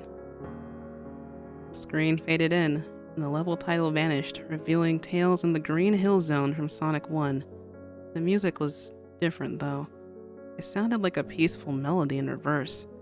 Anyway, I started playing and had Tails start running like you would in any of the classic Sonic games. What was odd was that as Tails was running along the level, there was nothing but flat ground and a few trees for 5 minutes. That was when the peaceful music started to lower down into slow, deep tones as I kept going. I suddenly saw something and I stopped to see what it was. It was one of the small animals lying dead on the ground, bleeding. That was when the music started to slow down. Tails had a shocked and saddened look on his face that I never saw him have before, so I had him move along. And he kept that worried look on his face. As he kept moving, I saw more dead animals. Tails moved past them, looking more and more worried. The music lowered. I was shocked to see how they all died. Like somebody killed them in a rather gruesome way. A squirrel was hanging on a tree with what appeared to be his entrails hanging out. A bunny had all 4 of his limbs torn off. A duck had his eyes gouged out. His throat slit. I felt sick to my stomach when I saw this massacre. Apparently so did Tails. A few more seconds. There were no more animals. The music seemed to have stopped. I still kept Tails to continue. After a minute passed, after the music stopped, Tails was running up a hill and then he stopped. It wasn't until I saw why. Sonic was there on the other side of the screen with his back against Tails with his eyes closed. Tails looked happy to see Sonic, but then his smile faltered, obviously noticing that Sonic wasn't responding to him, if not acting as if he was totally oblivious of Tails' presence. Tails walked slowly towards Sonic. I noticed that I wasn't even moving my keyboard to make him move, so this had to have been a cutscene. Suddenly, I began to have a growing feel of dread as Tails walked closer to Sonic to get his attention. I felt that Tails was in danger and something bad was going to happen. I heard faint static growing louder as Tails was but inches away from Sonic, and stopped and stuck his hand out to touch him. That foreboding feeling in my gut was growing stronger. I felt the urge to tell Tails to get away from Sonic as the static grew louder. Suddenly, in a split second, I saw Sonic's eyes open and they were black with those red glowing dots, just like that title image, though there wasn't a smile. When that happened, the screen turned black and the static sound was off. It stayed black for about 7 seconds, and then white text appeared forming a message saying, "Hello, do you want to play with me?" At this point, I was creeped out. I didn't want to continue with the game, but my curiosity got the better of me when I was taken to a different level, with the level title now saying, "Hide and Seek." This time I was in the Angel Island level from Sonic 3, and it looked like everything was on fire. Tails looked as though he was scared out of his wits this time. He actually looked at me and made frantic gestures to me as if he wanted to get out of the area. I was starting to get freaked out by this. I mean, Tails was actually breaking the 4th wall, trying to tell me to get him out of there. So I pressed down on the arrow key as hard as I could, and made him run as fast as he could. A pixelated version of that creepy theme when you meet Shadow at the Ark as Robotnik from Sonic Adventure 2 was playing, as I made Tails trek through the desolate forest, trying to help him escape from whatever he was trying to run from. Suddenly I heard that creepy laugh again, that awful Kefka laugh, right after 10 seconds have passed, as I helped Tails run through the forest, and then I started seeing flashes of Sonic popping everywhere on the screen, again with those black and red eyes.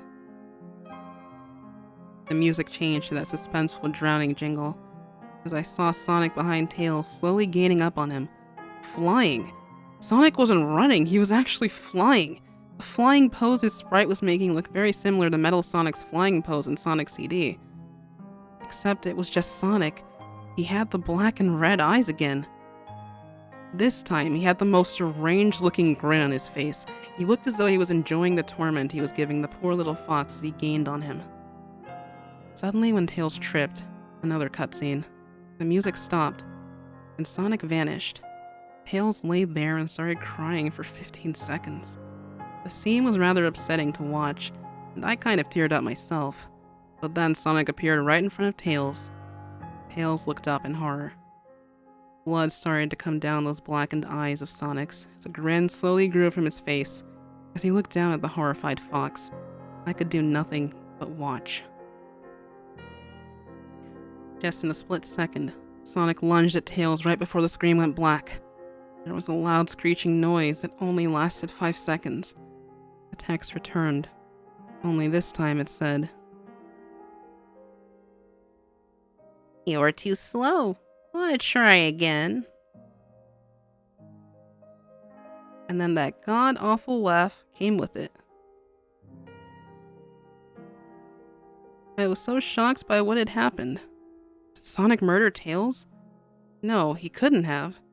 He and Tails are supposed to be best friends, right? Why did Sonic do that to him? I shook the shock off as I was brought back to the character select. The save file that had Tails was different. Tails was no longer in the box itself, but in the TV screen itself, which was flickering with that red static. Tails' expression scared me.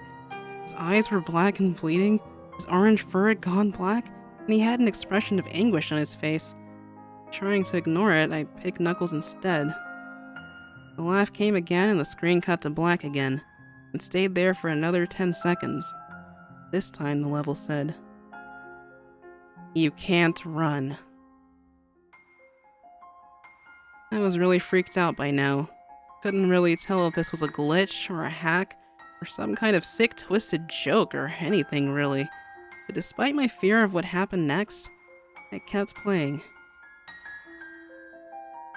The next level looked much different. It had the ground of the scrap brain zone. The sky background looks like the main menu. It had the dark reddish cloudy sky. But it was the music that creeped me out the most. It sounded like Gigas' theme right after you beat Pokey in Earthbound. I also noticed that Knuckles looked afraid just like Tails did, though not as much. Rather, he looked a little unnerved. He broke the fourth wall just like Tails and looked as if he wasn't sure about going on, but I made him move anyway. He ran down the straight pathway in this dark level, and as he did, the screen started to flicker red static a couple times, and then that maddening laugh came again. After a few seconds of running, I noticed several bloodstains on the metallic ground, and I felt a growing sense of fear again, thinking something horrible was going to happen to Knuckles. He looked nauseated walking down this bloodstained road, but I still kept him going. Suddenly, as Knuckles ran, Sonic appeared right in front of him with those black and red eyes, and then red static appeared again, and the static vanished, showing nothing but a black screen with text saying, "Found you!" I was now scared. Sonic found Knuckles already? What was going on? Anyway, the red static came again, and then I was back to the level. Knuckles looked like he was panicking, and Sonic was nowhere to be found. And this time, that high-pitched squealing from the Silent Hill 1's final boss was playing. Was this some kind of boss battle with Sonic? I hope to God it wasn't, honestly. Suddenly, Sonic appeared right behind Knuckles in what appeared to be pixelated black smoke. I made Knuckles turn and then punched Sonic. The Sonic vanished in black pixelated smoke before I could even land a hit. That terrible laugh went off again. Then Sonic appeared behind Knuckles. I made him punch again, and Sonic vanished again, laughing. Knuckles was panicking even more, and even I felt like I was going crazy. Sonic was practically playing with us. He was playing a sick, twisted little mind game. Me and Knuckles. Another cutscene played as Knuckles fell to his knees and clutched his head, sobbing. I felt his agony. Sonic was actually driving us both crazy. And then, in a split second, Sonic lunged at Knuckles. The screen went black with another distorted screeching noise that lasted for at least 3 seconds. Another text message appeared. So many souls to play with, so little time. Would you agree? What the hell? Just what is going on? I started to think Sonic was actually trying to talk to me through the game, but I was too scared to think that. I was brought back to the main menu, and this time the second file box had Knuckles in the TV screen. His red fur had darkened to a reddish gray, his dreadlocks were dripping with blood, his eyes black and bleeding too, and he had a look of sadness on his face. I began to think those were the actual characters trapped in those TV screens on the save files. But I couldn't believe it. I didn't want to believe it. So I shut off the game and took a break. I took a nap. Wish I hadn't, because I then began to have the most disturbing nightmare. I was in pitch black darkness. I was under the light given off by a lamp that hung high above my head. I could hear the cries of Knuckles and Tails nearby. They were saying stuff like, "Help us," and "Why did you give us to him?" and "Run away before he gets you too." Their cries died out as I then heard Sonic laugh. His laugh, it sounded a lot like the distorted Kefka laugh. You're a lot fun to play with, kid, just like your friend Kyle. Though he didn't last long. I was scared and looking around for the source of the voice. Won't be long now until you join him and all my other friends. I saw him walking toward me, flickering in and out in several directions. You can't run, kid. You're in my world now, just like the others. When he grabbed me and I saw his bleeding black and red-eyed grinning face, I woke up with a fright. After a couple of hours, I decided to continue playing the game. I don't know why, but I had to know. I had to figure out why this was happening. So I turned on the computer, turned on the game, and selected Robotnik next.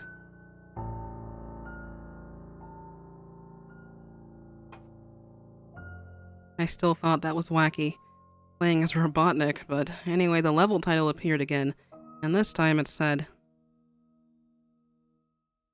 3 dots, which I found really freaky. This time I was in some kind of hallway.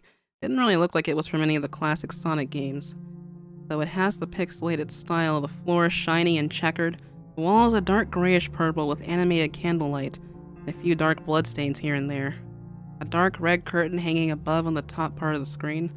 Every 12 seconds or so, that red curtain sways very slowly, but whenever you're playing the game, you can barely see it move. The music was oddly pleasant, the piano playing a rather sad yet peaceful song. But I knew better. This was a song that played in Hill Act 1, only it wasn't in reverse. Robotnik didn't look entirely nervous like Tails and Knuckles did, but he did have a suspicious look on his face, as if he was just a bit paranoid. He did a little animation when I just left him standing. He turns his head to the left and then to the right at least twice, and then shrugs at me, as if he has no idea where he was or what was going on. Even though I was scared out of my mind about what was going to happen, I had Robotnik continue onward. He did his usual running animation. You know, when you've beaten him at the end of a classic Sonic game and you chase him, as we continue going through the hallway. Then I stop at a long flight of stairs leading downward. Now I was nervous. Even Robotnik seemed unsure of himself, though I pressed onward. As I led Robotnik down the stairs, I noticed that the walls have gotten darker and more reddish. The red torches are now an eerie blue. Then we landed onto another hallway. This one was longer than the last one, or at least it felt like it. And then we headed down another flight of stairs. This one was much longer. Took at least 1 full minute. And then I heard that hard laugh again, and then the music slowly faded until it was quiet. As it did, the walls turned dark red. The torch is a black flame now. When Robotnik landed onto the third hallway, I noticed he now looked really creeped out, though he tried to hide it. I couldn't blame him. I was scared too. Suddenly, Sonic popped right in front of Robotnik the same way he did Knuckles, and then red static. The red static lasted for about 15 seconds and showed me a most unpleasant image. The image showed a hyper-realistic Sonic standing in the darkness, where you can only see his face, while his head and torso faded into black. And when I say hyper-realistic, I mean, he looks so real you could actually see the lines in his blue fur, as if you could actually feel the fur if you touched the screen. His face, oh god, he had the most horrifying smile I'd ever seen. And that's saying something considering I saw that image at the start of the game. His eyes are wide and black and once again crying blood. which also looked hyper-realistic. And there were two small glowing red dots in those black eyes staring right at me, as if staring into my mind. His grin was wide and demonic, literally stretched to the sides of his face like a Cheshire cat, except Sonic had fangs. Very sharp fangs, much like the werehog's teeth, except more vicious looking, somewhat yellowish, and from the look of it, he had stains of blood. Bits of flesh on his lips and fangs as if he had eaten some animal. I stared at that gruesome image for a good 30 seconds, never taking my eyes off it. I felt as if he was actually looking at me, smiling at me. That face just took 10 seconds for it to etch itself into my brain for good. Then the screen flickered with red static again 3 times, and the 3rd time I heard the laugh, except this time it sounded distorted. Demonic, even. It went back to the image again, except this time there was a text.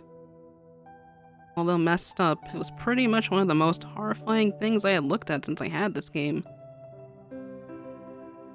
I am God. It was when I read that message while looking at Sonic when it hit me. I realized right there and then, this Sonic was a monster, a pure evil, sadistic, all-powerful, nightmarish, demented monster, and all of his victims, including Tails, Knuckles, Robotnik, and possibly Kyle, are just his little toys. And the game is the very gateway into his chaotic, nightmarish world, and the very hell his victims are trapped in. Suddenly, in an actual split second, I screamed as Sonic lunged at the screen, screeching loudly with his mouth wide open to an unnatural length, revealing nothing but a literally spiraling abyss of pure darkness, before the red static came again, this time much louder and distorted, so loud that it hurt my ears. I yelled and grabbed my ears as the red static screeched, for a good 7 seconds. Then it stopped, and showed nothing but black screen. As I sat there staring at the black screen, one last text came up. Ready for round 2, Tom? The Kefko laugh, now sounding more clear as if Sonic was right behind me, played again 3 times as I looked at that text in shock and confusion. Then I got booted back to the main menu, and this time, the 3rd save file had a TV image of Robotnik in the same tormented state as Tails and Knuckles. Robotnik's skin turned a dull gray, his mustache drooped and had blackened, his glasses broke and blood coming from them. He had a mere dead-like expression on his face. I looked at Tails, Knuckles, and Robotnik and I cried a bit. I pitied them for the agony they're going through. They were forever trapped within the game, forever tormented by that horrid hedgehog, and always will be. Then the computer shut itself off. I couldn't turn it back on no matter what I did. I sat there for maybe 25 seconds, horrified by what had just happened. Sonic is the very embodiment of evil. He tortures people who play his game in more ways than one. And then when he gets bored, he drags you into the game. Literally drags you to hell where he can play with you, always as his toy. I can't get the game out of my computer. I think it's stuck in there, but at least I managed to turn it back on now. After I sat there for 25 seconds, I heard a voice right behind me, like a whisper. Try to keep this interesting for me, Tom. I turned around to see where the voice came from, and what I saw made me scream. Sitting on my bed, staring right at me, was a Sonic plushie smiling with bloodstains under its eyes. And that's the end of SONIC.EXE.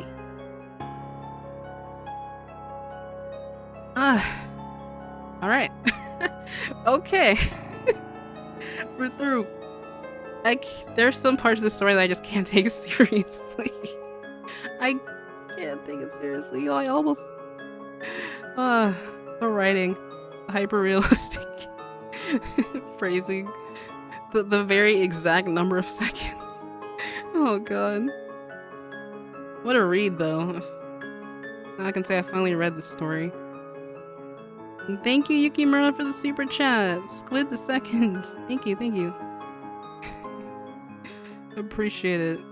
So this story was by JC the Hyena. There's their credits there at the bottom. Wow. And there's even like a whole Word document on everything. And I just thought that was... I really thought that would be a hilarious one to end off on.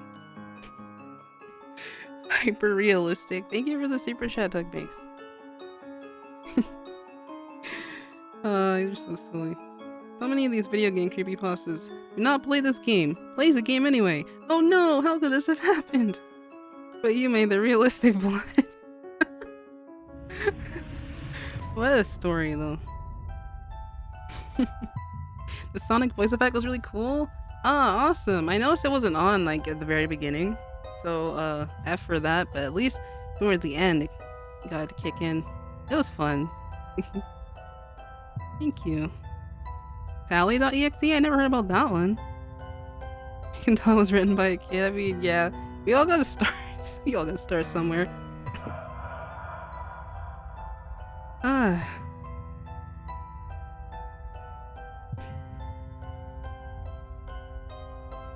So there's maybe some cool stuff to look forward to. Thank you everyone if you stuck through to the very end of the stream, or even if you just popped in for a few moments.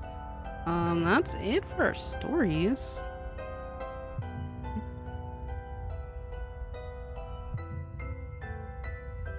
Feels like we just got started though. Isn't that wild?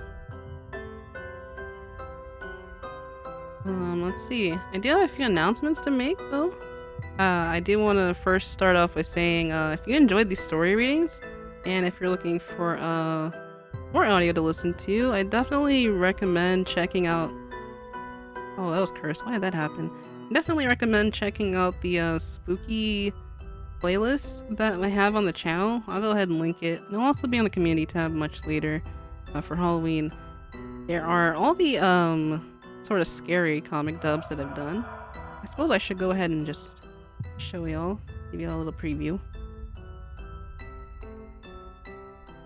It also has a voice request from last year where some of our channel members and some people here in the live chat submitted stories in October of 2020, and they were read live. As you can see, the story readings that we've done this week are already in the playlist. Down here, yeah, we have some more spooky stories from both 2020 and 2019, as well as all of the sort of like spooky themed videos I've done in the past. Even the bonus Splatoon episode of Inkblot Storytime episode 4.5. So yeah, if y'all are looking for even more chills and thrills, please check it out. I'll have to add a description later. I didn't know there wasn't a description. Aside from that, as I mentioned in yesterday's stream, we also have a new video coming up later in the week. Go ahead and put her there. So, channel members voted for this, but Marina will be playing Hollow Knight solo and a special scary episode of Hooked on Gaming. Haven't decided what Pearl solo game will be. I guess we'll figure that out a little bit later. But we do have that coming up. There'll be a couple of premieres coming up, actually. This is one of them. Can't spoil the other one just yet. There'll be that and a new comic coming out. Please look forward to it. I'm never ever sleeping? Oh no, you gotta sleep sometime. Those were some spooky and chilling stories. The Inkblot disease story was personally my favorite out of all of them. And the Shadow one was a good episode. Glad you guys had fun. Yeah, this was definitely exciting. I think my favorite story about this, I really like the Inkblot disease as well, but Floor Zero, like reading a story in the second person, that was definitely a unique change of pace.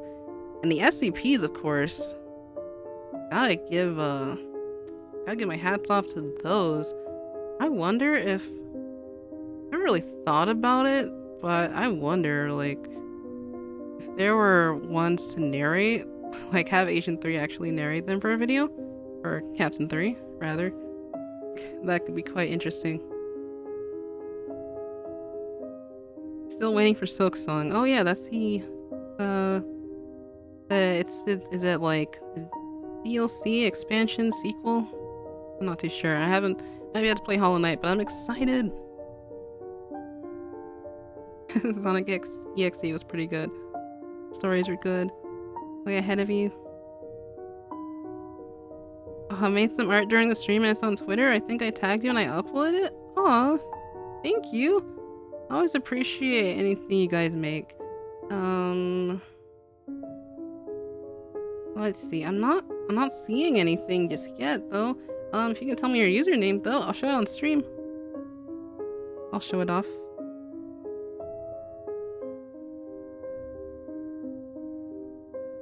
NES Godzilla, there's no EXE in the title. What's that one about? How long is that one? I love SCPs. An elegant way to sidestep barriers. Asian 4 narration. If you're looking for that. Let's see. Let's see. Where's that? Oh, that's the wrong playlist. Hold on. It's this one. Oh, no, I didn't mean to play. Stop playing. I just want to click the playlist so you guys can see. I think there is. Yeah. Agent 4 and Marie reading the Sunken Scrolls. Did that video, I think, last November. So, yeah. If that's something that might interest you. Frosted Pizza. NES Godzilla is a pretty long story, but pretty good. Some of the best sprite artwork I've ever seen. Oh, man. Seeing as SONIC.EXE was a considerably longer one. Maybe we'll have to save that for another time.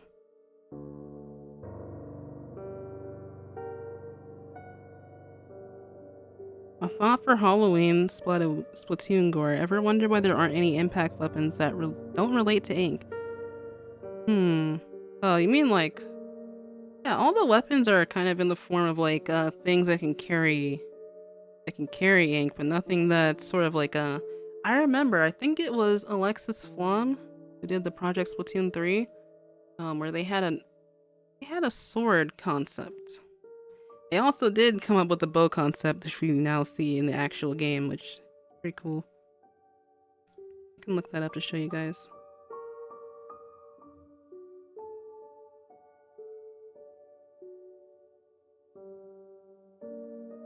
Oh, here it is. We're going to take a look.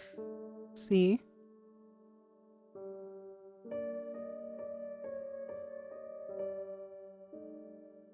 I believe it's this one.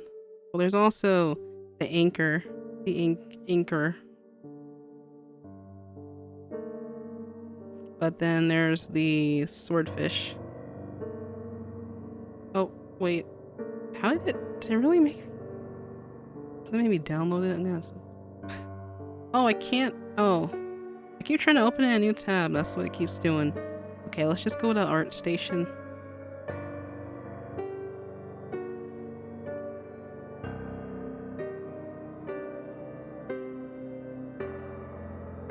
Yeah, here it is. The ink sword. There's so many things to do, y'all. There was gonna be, at some point there is gonna be a video talking about the, Project Splatoon 3 in its entirety. Including the story mode that they had cooked up a while ago. So, yeah. Well, this looks kind of like, not like something that could, like seriously injure you, though. But, came to mind when I thought of, that comment in chat just now. Sunken Scroll ASMR video is really good. Oh, thank you.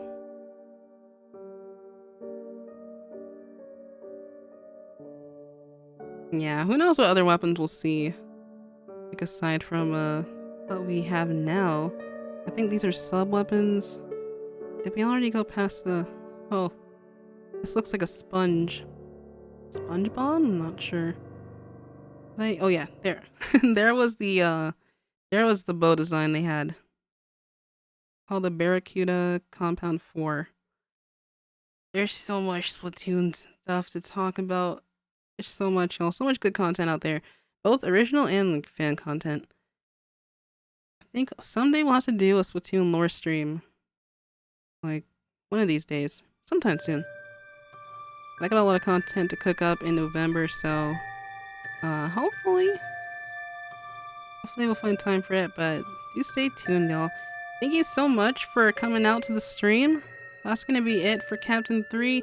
I hope you enjoyed the story she had to share with you. And I'll timestamp everything as soon as I can. So if you're checking this out in the future, I appreciate you too.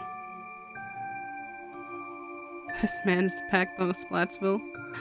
Oh man, I hope that, like, I don't know if it's really Alexis's goal to, like, work with Nintendo someday, but, like, if it is, please. Somehow, you have so many great concepts and ideas. Caught in the middle of your stream, or did I just start? Oh, hello Midnight Sorrow. Actually, we're just ending about now.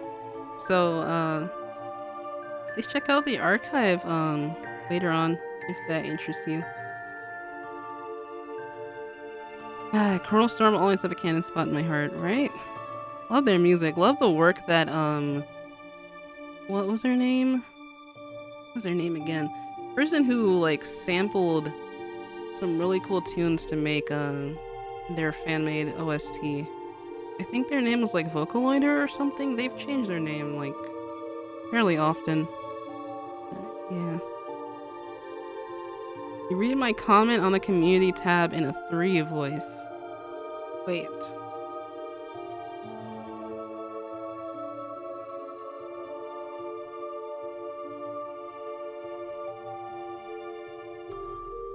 Ooh, Streamception. Probably is on... It's probably on this post. Wait, what's the username? Hello, future me rewatching this? Ooh, trippy. Oh, here we are.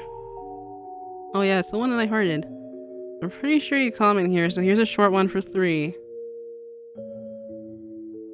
Once upon a time, on a dark and stormy night, Agent 4 existed.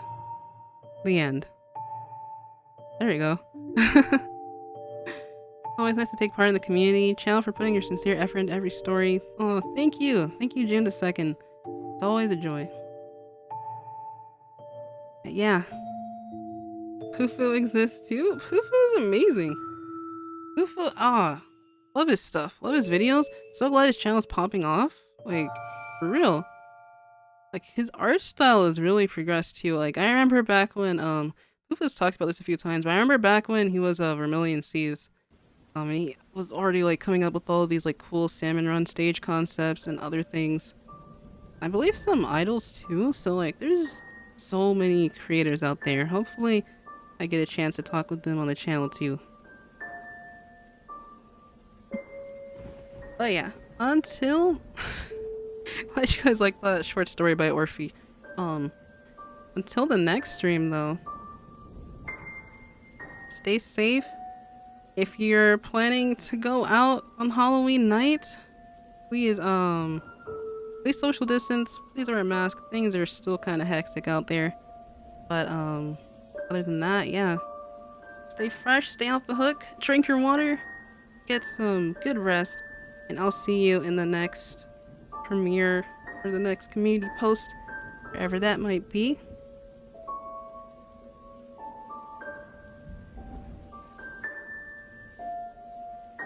It feels like I'm forgetting something. I don't know what it is though.